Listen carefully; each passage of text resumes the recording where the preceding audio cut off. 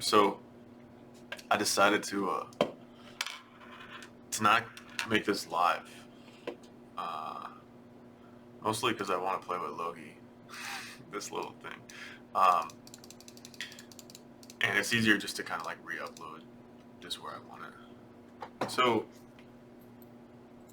I have a couple things to say,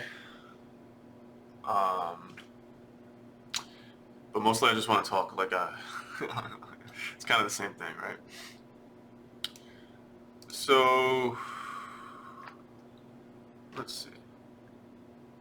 This thing's like following me around. Lower this down a bit. There we go. This is all staying in.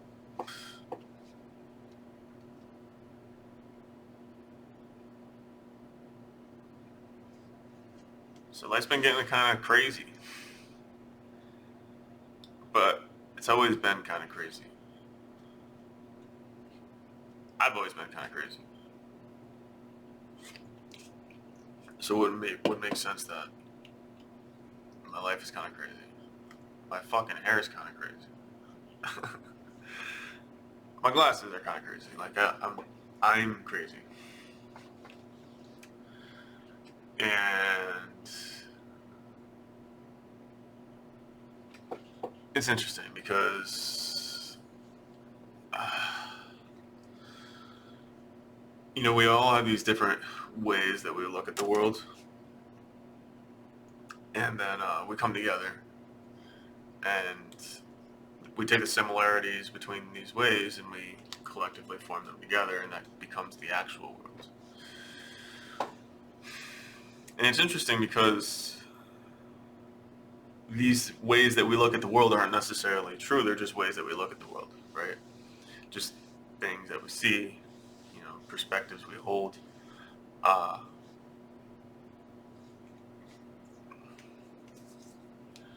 always wonder where I want to go with these because I'm not sure how to frame it, because I'm always wondering, how do I get the point across that I'm trying to say? Because it doesn't have words. And this has been my biggest struggle in life, at least this incarnation, right, is speaking and trying to get the message across while not falling prey to the disillusionment that is ever present. And it's so difficult.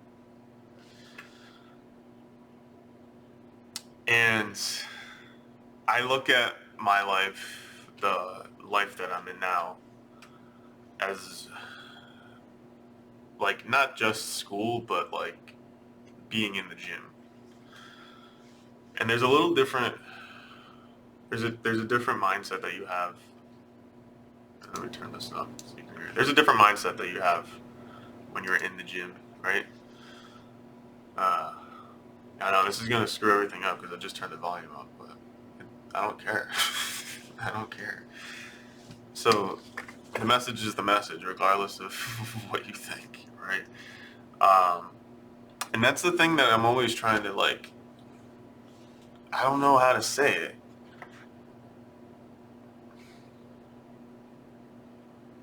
It's easier to feel it. But you can't communicate a feeling with words. You can't communicate a knowingness with words. And so it means that it's not always available to everybody, because people aren't always available to not using words. I think most people generally need to use words. And for me, I do my best communication without words. And it's so difficult because everybody wants me to speak. And as much as I try to speak and say what I feel, it doesn't come across in my words because I can't get the feeling into words. and it generates frustration in me, right? And then, conversations just get tense,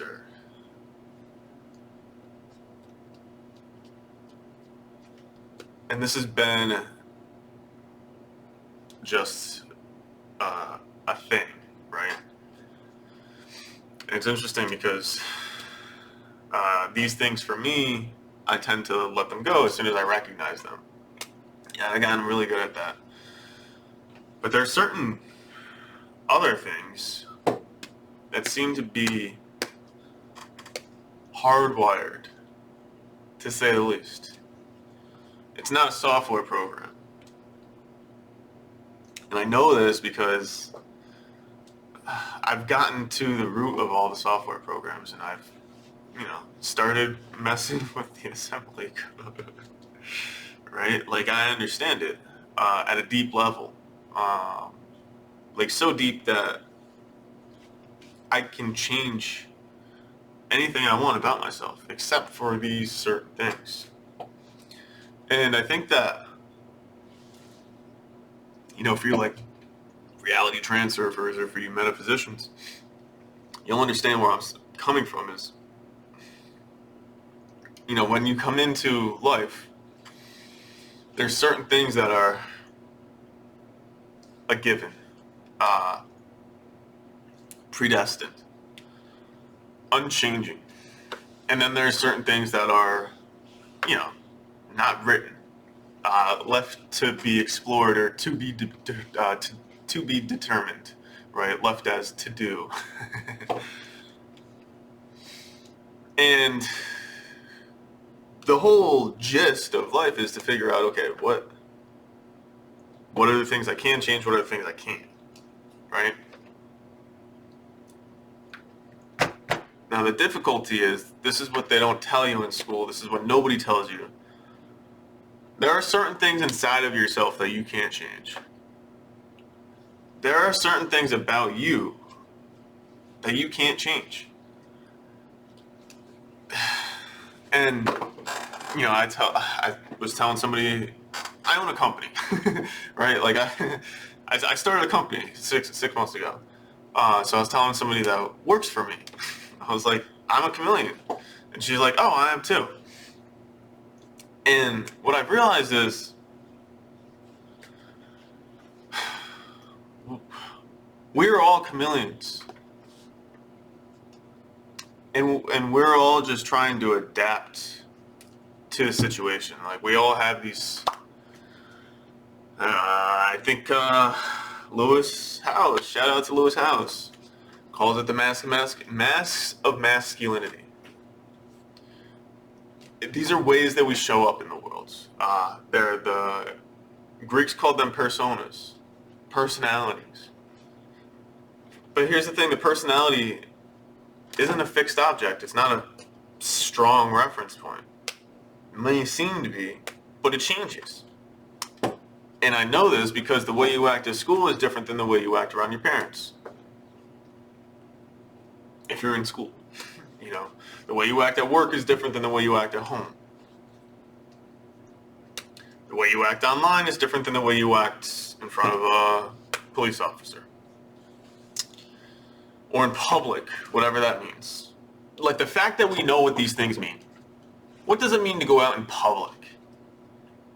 I try to talk about these things with people, and they look at me like I'm crazy. When you say, like, oh, you're going to go out like that in public? Like, all that stuff, these things that we think are fixed realities, but they're literally just illusions that we make up so that we can continue living in separation.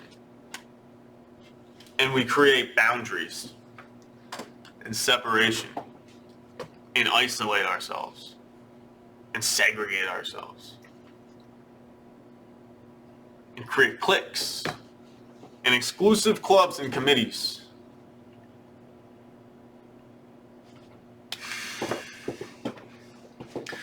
Where all we can do is look at the person in front of us and take the person that they want us to believe they are and accept that as true, right? Now the thing is this is the thing that gets me. The person, like, you know that's not how you really are, and you'll come out and say this isn't how I am, yet you still want to be treated as if the way you're acting is normal. And normal to you, see, this is the thing, people externalize normal. When people say they normalize something, what that means is it's in the effluvia, it's in the world, so it's normal. But normal isn't what everyone else is doing. See, if something seems normal to you, oh, it seems normal. Oh, I get up every morning, I do this, that's normal. This is what I normally do.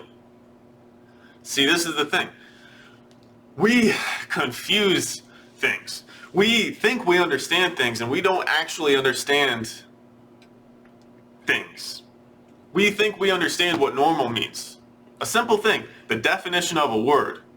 However, the context always precedes the definition. This is what they don't teach you in school, right? Like, normal is specific to the situation that it's being expressed in. So normal is contextual to the one experiencing the situation. Something that's normal to me might not be normal to you. Yet you and I will go out in public and agree that the way we act is normal. Does that make sense? And the thing is it's not supposed to make sense. Like, that's the whole point. If it makes sense, then somebody is insane. Like, because that's not normal. Like, if you think about normal is how a person actually acts. See, this is the thing. People don't know who they are, so they don't really know what normal means. They don't know how it feels to be who they are. Most people, when they get inside themselves, they say, no, that's not me. Oh, something got a hold of me. Something came over me. I don't usually act that way.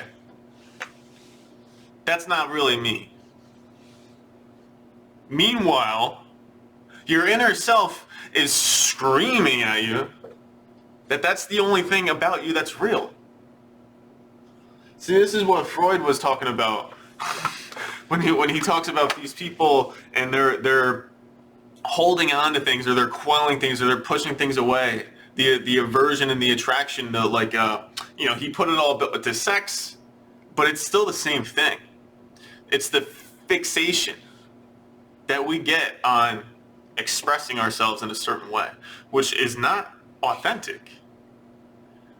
And I've been feeling this for the last, I couldn't even tell you how long I've been feeling this. I've grown up in this society that feigns authenticity, that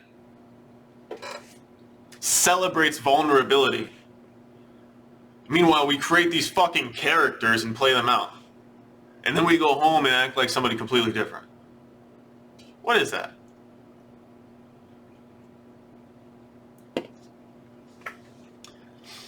See, the issue is we want people to like us. Like, that's the issue. We really want people to like us. And we think that if we act how we really are, that we'll get rejected. And the truth is, you probably will. But here's what they don't teach you in school. Here's what everybody knows, but they won't say. If you act how you really know you are, and you do get rejected, why the fuck was that person around anyway? Like, why were they there? Think about this.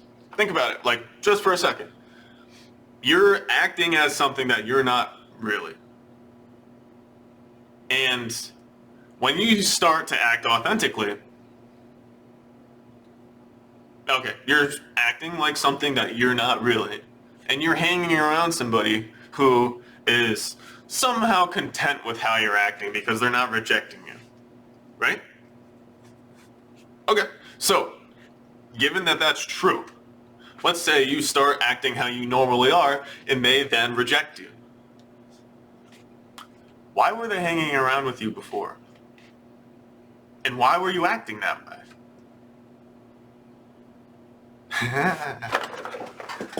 See, this is where we get to the root of shit. And I have the ability to ask these questions because I've asked them to myself. So I know the answer to it, which is why I asked them, right? And I don't really ask questions like this that I don't know the answer to because I need to ask them to myself first, which is why I can even feel comfortable talking about it. So for me, I'll get to my shit. So I was adopted, right? My name was changed. My real name is David. My real name, see?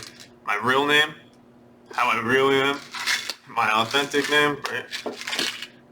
Like, I was born David Moya. Right? If I shave my head, like, you'll see I'm actually pretty fucking native. Right? Puerto Rican. Half, at least. So I was born David Moya, right? And my name was changed. And basically this was done to change my identity, my perception of myself. Capital S, self, right? And lowercase s, self. This was done for both reasons. To let me know who I really was, right? So fortunately I got to pick my name, and in my new reality, I got to pick my name. So I started with Reese. And because I like Malcolm in the Middle, and I also like Reese Pieces. But I liked Reese's, but then everybody started calling me Reese Piecey, and I didn't like it. Stupid. And I know my life would have turned out differently if I would have chosen a different name. Here's the thing though. I went around as Reese for like a month. And then I got annoyed by it, and I was like, I don't like this shit. So I'm going to be Riley. And then I went around telling everyone, okay, now you got to call me Riley. So they did. And then eventually I became Riley. But certain people called me Reese for a while, until I moved on and they weren't around anymore. And see, the thing is once people get a understanding of who they think you are, they don't want to let go of that. So, I started acting like Riley, whoever Riley was, and Riley Seberg, RS on my backpack. I could fit in with the rest of the family, on to school, off the way you go, all this stuff. See, the problem was, I was kind of smart. So I didn't really pay attention in school, but like I got good grades. I was in elementary school. It was not hard, right? But the issue is when I went home at night. See, the thing is like, when you're living inauthentically, you can only keep it up for so long. Sometimes the mask slips, right? Sometimes the makeup wears off. The sweat drips through. The lipstick fades. Because when you're living inauthentically, it's always through a veil, through a cover. And this is difficult for me to even speak about now, because it's still so fresh in my experience. And there's a reason it is, and that's why I don't discount it anymore.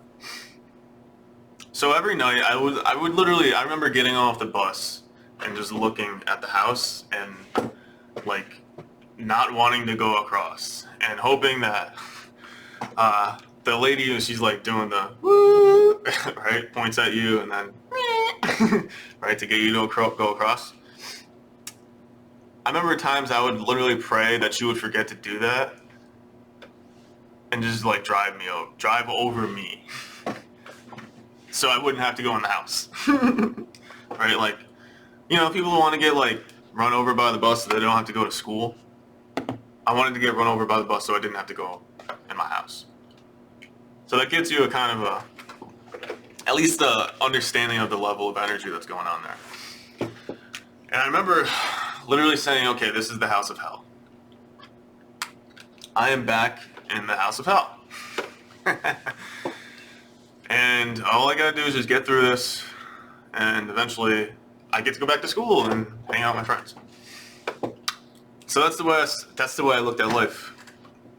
And it wasn't until I started, you know, saw that show on Netflix, I don't remember what it's called, with the Upside Down, that I realized that I was living the fucking upside down like my whole life, right? But here's the thing.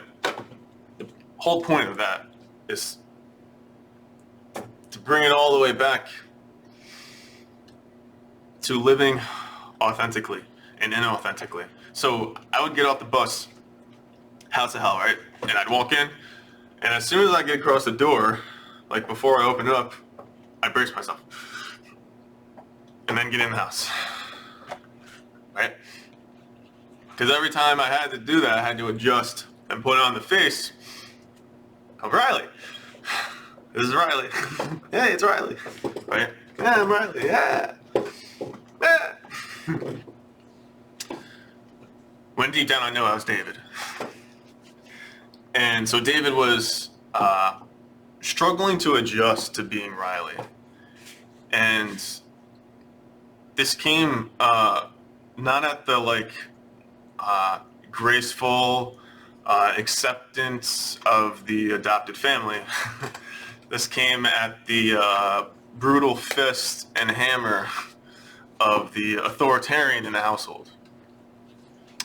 And, you know, this would be acceptable if this was 50 years ago. Maybe. However, there's a difference between discipline and abuse. And there's a fine line between that. And I think we all know when we cross it because it makes us feel a certain way. The question is when we do it again. Right? And so that's when you, like for me, the way I think about things is like there's a pattern of behavior, right? And the way you can really get to see who somebody is authentically is you follow their patterns of behavior, right? Because the things they say aren't always going to match up with who they really are because they're trying to get you to perceive them in a certain way so that you'll like them, right? However, behavior, for the most part, if you watch it closely, often allows you to see through the disguise, right? And some people are very forthcoming, upfront, bold in their actions, right? And speech. So this is, you know, I gave Chelsea a letter or a birthday card this past year. I really screwed it up, but I was trying to say words come together to cast spells, and you can either use them to, you know, form healing spells or you can form curses. All depends on what you say, right? And it's the same thing with language, right? So I'm not very good with language, right? But I'm good with the energy. And so that's how I always know what the truth is, because you just feel the energy, right?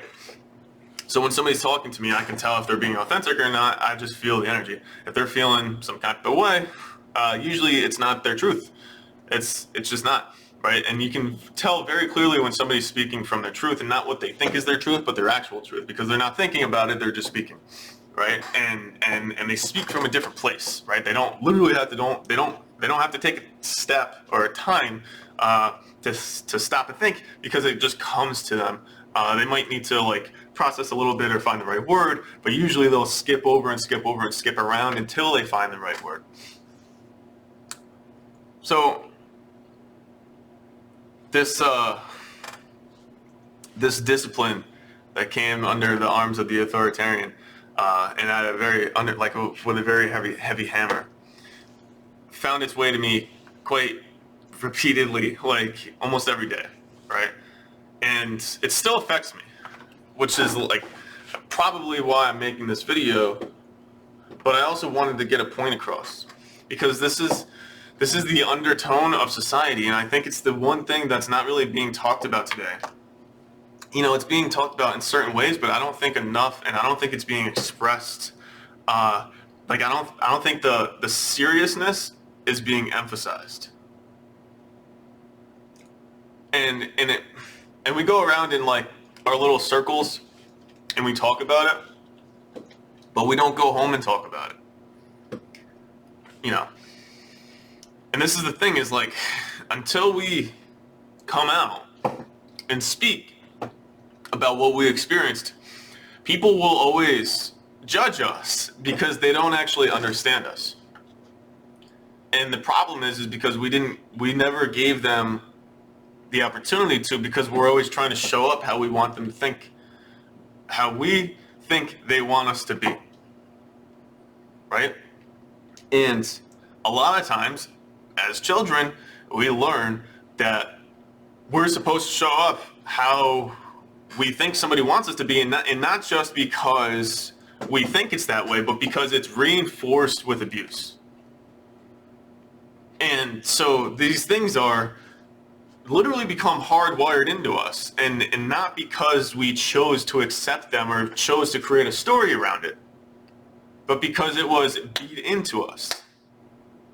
And this is, if you go back to 50 years ago in school, they used to beat shit into kids. Talk to your grandparents about their experience in school. See, the thing is this is why I said, like, this is where there's a fine line between discipline and abuse, and you really have to look at how do you judge that, right? And for me, I always like I realized that it's better for me to not judge it. It's better for me to not think about it. Because if I do, then I'm going to get to the root of somebody's nature, or what they perceive as their nature, and I don't think I'm going to like it, because I'm not going to agree with it. And the problem is when these people are in positions of authority over us at a young age, right? Because we assume that that's normal. We think that that's how the world is. And that's how the world becomes, because we believe it's normal. So we go around and we continue to perpetuate these things forward. This is one of the reasons why I don't have kids. Why I don't plan on having kids, because I know this is in me. And it pains me to say it, because this is like, I would like to have kids, but I know that I can't actually stop myself from beating the shit out of them. And that's hard for me to say, but that's because I had the shit beat out of me on a daily basis. So it's very hard, you know, they say like hurt people, right? So it's easier for me to go around and act like I'm not affected. It's very easy for me to do that. But the problem is that's not true, right? So I can wear makeup. I can get up in the morning and paint my face and go out and be all pretty. But when I come back at home at night, I got to take that makeup off. And that's what makes things difficult, is there's always the truth there. And a lot of people don't like the truth. And the truth really hurts sometimes. And if you go around speaking the truth, you're going to end up hurting people. Oftentimes, the people that you're going to hurt are the people who want to cover up the truth.